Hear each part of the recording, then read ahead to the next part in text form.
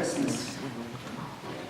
This is a love story, if you can accept it, that God the Creator looked down at the world, and the world was like a sleeping, fitful child, and the child was spoiled.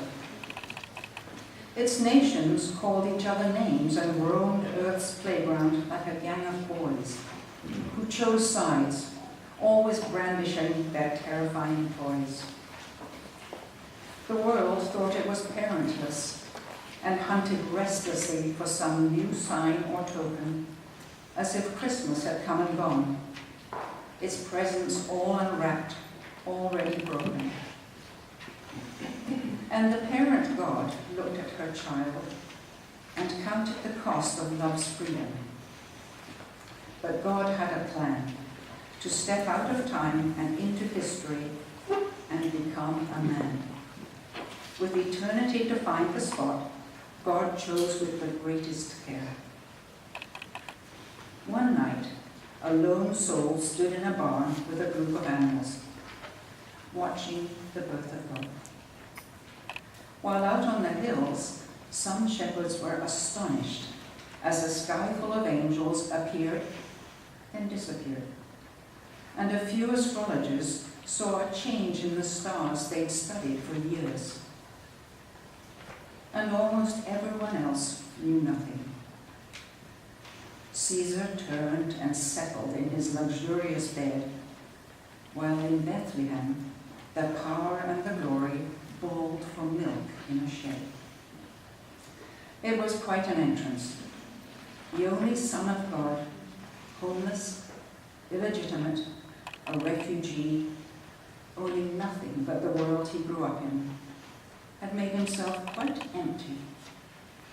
His birth itself a kind of dying, where he abdicated power, omniscience, was needy, hated, and misunderstood, and after the last violence, he was laid in the womb of a grave. For the birth which Bethlehem merely anticipated, and for which the blind, brave, barricaded, spoiled world waited. No sage or rustic came with gifts. Only some women, hopelessly brave, brought spices in the dark of the morning to an empty grave. 2 deaths, 2 births, the manger and the cross. The first brought hope. The second brought salvation. Out of his poverty, this child has made us rich beyond imagination. And on a winter evening in a suburban home, a parent looks down at his sleeping child. The room is warm and brightly lit. Outside, the night is darkly wild. And the child that sleeps knows well that she is loved, and she will learn that none is innocent, that death takes all away. And the parent, looking at her peaceful face, feels his own helplessness and counts the cost of love between them in a spoiled world where all must end in loss, but for Bethlehem and Calvary.